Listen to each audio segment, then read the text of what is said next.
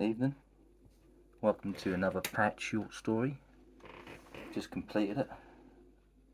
It's not the usual thing a 54, nearly 55-year-old adult would do, I suppose, on a, what day is it? Tuesday evening, but got nothing else to do.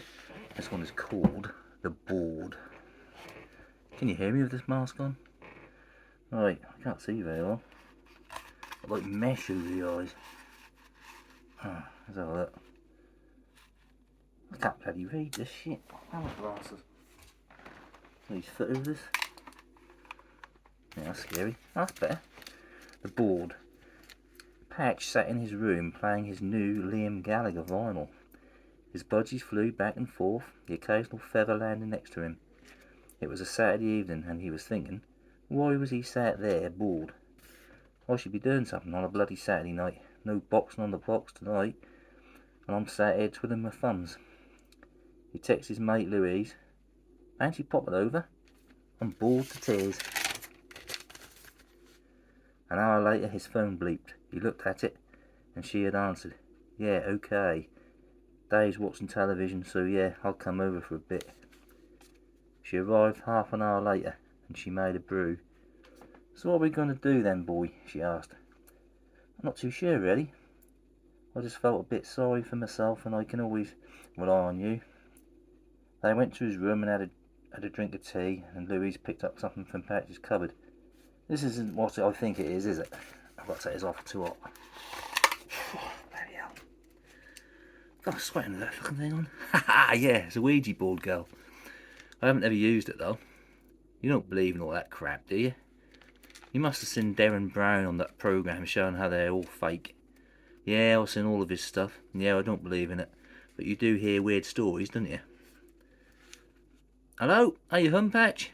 A yell from downstairs interrupted their discussion. It was his housemate, Belle. He opened the door. Hiya, he called. I've a mate over. Would you like to meet her? Belle ran upstairs. Are you okay? I'm Belle. Oh, I'm Louise. Pleased to meet you. Pleasantries were exchanged, and then Patch piped up. Perfect. Three of us. Fancy going on the old Ouija board? Hell yeah, Belle screamed. I've always wanted to have a go on one of those. Patch carried the board downstairs. The girls followed. He put it on the lounge table, and they all sat down. Hang on, I'll get some candles. There's a couple in the kitchen drawer.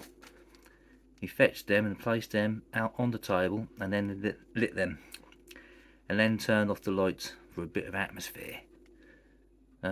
Okay, we all must put our fingers on the planchette. They did so, and Patch began. I'm not too sure what to do, but I'll have a go. Hello, spirit world. Is there any spirit who would like to contact any of us here at the table?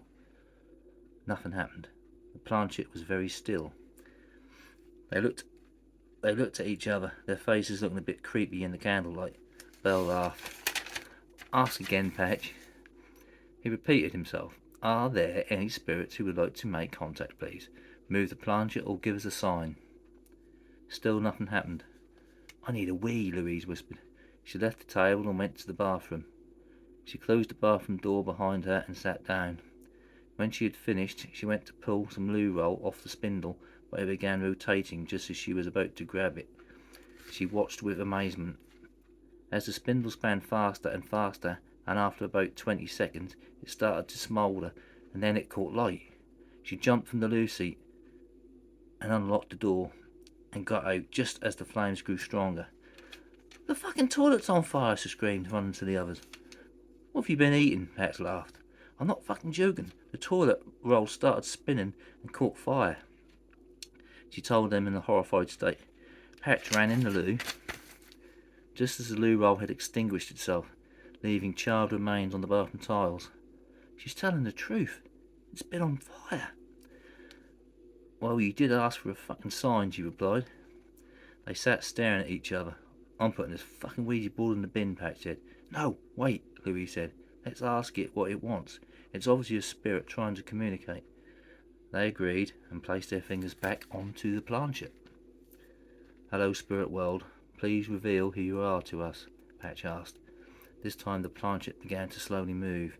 It moved over each letter, spelling out Ron Clark. Who is Ron Clark? Louise asked the others.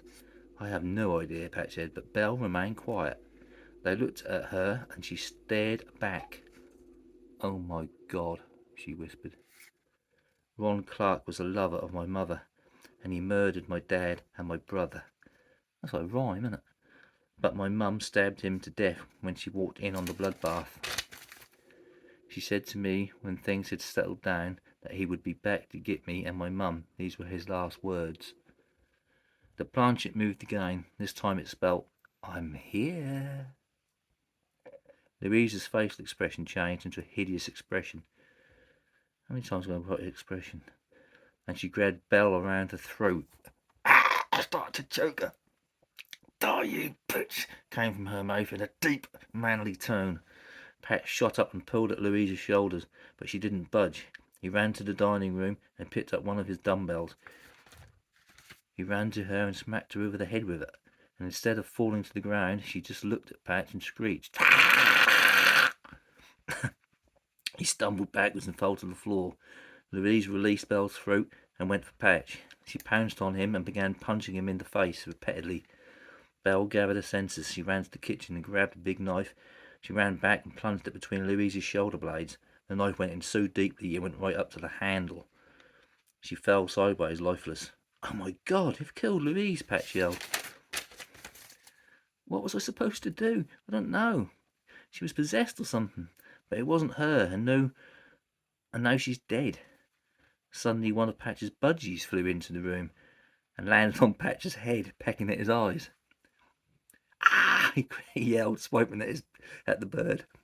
The spirit had entered the bird, and now Ron Clark was attacking as a budgie, using a budgie as his vessel. Suddenly the bird split in two and dropped.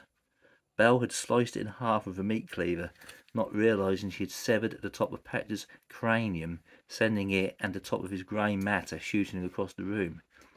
Patch slumped dead next to Louise. In flew budgie number 2, possessed like its fellow bird. Belle screamed and the bird flew into her mouth, lodging tight, blocking her airways. She flailed frantically, swiping at the creature. She pulled at its tail to no avail. The bird would not move. Her face turned red, and then it turned blue.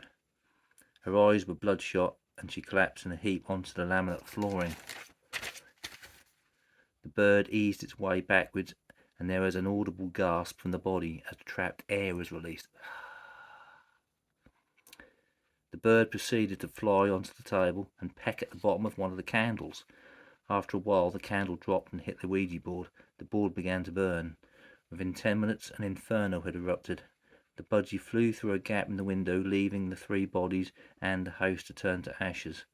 Ron Clark, disguised as a yellow budgerigar, then set its path towards the house of Belle's mother. The end. Not too bad, was it? I'd watch that as a film. It wouldn't be very long, but I'd watch it.